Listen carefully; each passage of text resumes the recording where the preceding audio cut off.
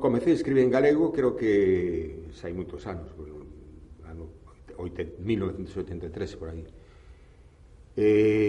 Resumindo, o fixen, creo que por dúas causas.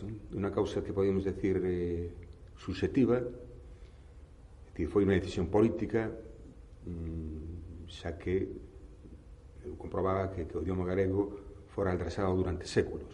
Entón era unha pequena contribución pola miña parte para a súa restitución.